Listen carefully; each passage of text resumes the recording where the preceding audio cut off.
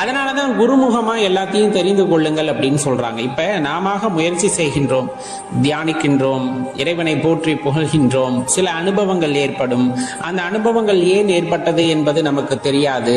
அந்த அனுபவங்களால் என்ன விளைய போகிறது அப்படிங்கிறது நமக்கு தெரியாது. அவ்வாறு தெரிய வேண்டும் என்றால் அதனை பற்றி அறிந்த, அதை நமக்கு அறிவிக்கக்கூடிய ஒரு நபர் அருகாமையில இருக்க வேண்டும். ஒன்று இறைவனை, சிவபெருமானே அருகிலிருந்து இதுதான் அதற்கான உண்மை பொருள் அப்படின்னு சொல்லணும். இல்லையா, அதை பற்றி சற்றே அறிந்த, அதில் கொஞ்சம் ஞானம் அடைந்த ஞானாசிரிய பெருமக்கள் அல்லது குருமார்கள் அருகாமையில இருந்து இதன் பொருள் இதுதான் என்று நமக்கு விளக்கினால்தான் அதனை பற்றி உணர முடியும். அதனாலதான் சொல்றது, இறைவனே குருவாகவும் குருவே சில நேரங்கள் நமக்கு வழிகாட்டியாகவும் இருந்து உதவுவார்கள். அதனாலதான் இறைவனிடம் மன்றாடி கேட்டுக்கொள்வதெல்லாம், இறைவா எனக்கு ஒரு குருவை வரமாக தாருங்கள் அப்படின்னு கேளுங்கள்னு சொல்றது. ஏன்னா பல ஐயப்பாடு நமது மனதினுள்ளே எழுந்து கொண்டே இருக்கும் ஆன்மீகத்தில் இருக்கும் போது. ஏன்னா பல விஷயங்களை தினமும் நம்ம செய்து கொண்டே இருப்போம், புதிதாக அனுபவம் வந்து கொண்டே இருக்கும். அதுல உண்மையா பொய்யா ஒண்ணுமே தெரியாது.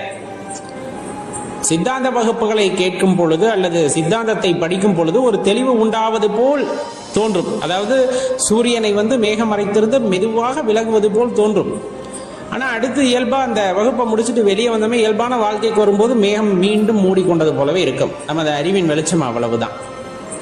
அப்ப இதுல இருந்து நம்ம வெளியே வரணும், முழுமையாக அந்த பிரகாசம் வெளிப்பட வேண்டும் என்று இருந்தால் அது இறைவனின் கருணையால், திருவருளால் மட்டுமே நிகழக்கூடியது அப்படிங்கிறத மனதில் நிலைநிறுத்திக் கொள்ள வேண்டும். பெரும்பாலுமானவர்களுக்கு அந்த அனுபவம் ஏற்படுகிறது, இல்லை என்றெல்லாம் சொல்லவில்லை. இறைவனை அறிந்து கொள்ளக்கூடிய அந்த அனுபவம் ஆரம்பத்திலே கிடைக்கிறது. அதை பற்றின தெளிவு இல்லாததன் காரணமாக இயல்பான வாழ்க்கைக்கு மீண்டும் திரும்பி விடுகிறார்கள். இயல்பான வாழ்க்கைனா என்ன? மறந்துறது. எதை நாம் உணர்ந்து கொண்டோமோ, எதை பற்றி நாம் தெரிந்து கொண்டோமோ அதை உடனே மறந்து விடுவது. அந்த மறப்பதின் காரணமாக எல்லாமே போயிடுது. நம்ம எந்த ஒரு தெளிவை பெற வேண்டும் என்று நினைத்தோமோ அதை இறைவன் நல்குகிறார். ஆனா அதை பற்றின புரிதல் இல்லை, அதை அவை அறிவிக்கின்றார், அதை நாம் அறிந்தும் கொள்கின்றோம். ஆனால் அது மனதிலே நிலைநிற்பது இல்லை. காரணம் குழப்பம். நாம் கண்டது உண்மையா பொய்யா அப்படிங்கிற குழப்பம், நமக்கு அறிவிக்கப்பட்டது உண்மையா பொய்யா அப்படிங்கிற குழப்பம், இதுவும் ஏற்பட்டு கொண்டேதான் இருக்கும். இதில் எல்லாம் தெளிவு பெற்று ஒரு உயர்நிலையை அடையும் பொழுதுதான் இறைவனை பற்றிய புரிதல் அப்படிங்கிறது ஒருத்தருக்கு ஆழமாக ஏற்படுகிறது.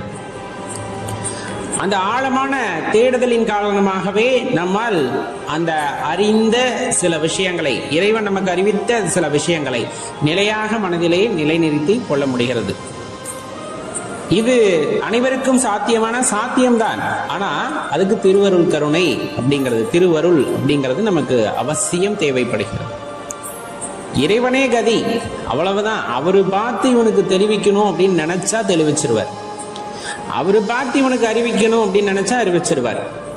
அறிவித்தது இவன் மண்டையிலே நிலைக்க வேண்டும், நிலை பெற்றிருக்க வேண்டும் என்று நினைத்தால் நிலை பெற்றிருக்க செய்து விடுவார்.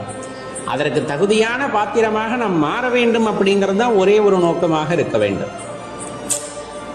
போற போக்கில் இவனை ஒரு அடி அடிப்போம் அப்படின்னு அவர் நினைச்சா கூட அதுக்கு தகுதியானவர்களாக நாம் இருக்க வேண்டும். எல்லாத்தையும் அவர் அடிக்கிறதுலே செலமா கூட அடிக்கலாம் இல்ல. இன்னும் பாரு, நான் வேண்டாம் வேண்டாம்னு சொன்னால் விடாம தன்னை அறிந்து கொள்ள வேண்டும், என்னை உணர்ந்து கொள்ள வேண்டும் என்று நினைக்கிறானே அப்படின்ட்டு போற பாக்குல ஒரு உணர்தலை செய்வோம் அப்படின்னு அவருக்கே தோணணும். அந்த திருவருள் நமக்கு கிடைக்கும் பொழுதுதான் இப்ப நம்ம சொன்ன அந்த அறிவித்தல் அப்படிங்கிற அந்த நிகழ்வு நிலையாக நம் மனதிலே குடிகொண்டு இருக்கும்.